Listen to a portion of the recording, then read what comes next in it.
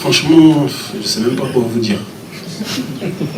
Si ce n'est, quand vous regardez les 4 dernières compétitions, elles ont toutes eu lieu la même année. Nous, on a commencé avec la Coupe d'Asie en début d'année. Et sur les périodes de juin, je crois qu'il y a l'Euro et la Copa América qu'on suivi. Celui qui connaît un peu le foot et qui est objectif, il vous dira que la meilleure des 4 compétitions, ça a été la CAN.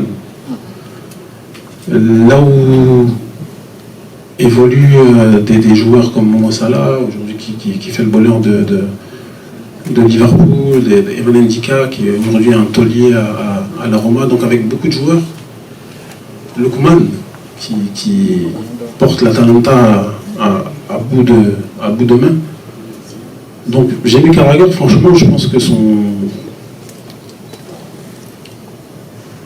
inconnaissance en fait, de l'Afrique a fait qu'il a dit que la CAN n'était pas un championnat majeur, mais moi je veux dire ça, c'est un très très bon message pour l'Afrique.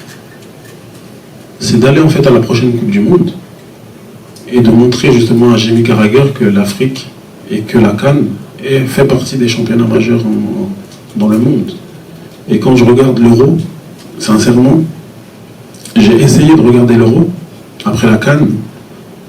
J'ai même pas pu tenir jusqu'à la fin de la phase de poule. On s'est ennuyé. Il faut être honnête, on s'est ennuyé. Après, il y a des grands joueurs. En Angleterre, ils ont beaucoup de grands joueurs. Mais on s'est ennuyé, en fait. Et la seule chose que je peux dire à ça, c'est que je pense que Carragher devrait venir en Afrique plus souvent et voir un peu comment les nations africaines se sont développées.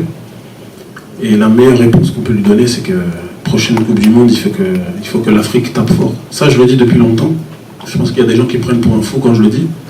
Mais sur la prochaine Coupe du Monde, il faut que l'Afrique montre que le foot africain en général a évolué et qu'aujourd'hui, il n'a rien envié au foot européen, au foot sud-américain, au foot asiatique. C'est le seul message que je peux passer après de telles réflexions. Merci coach.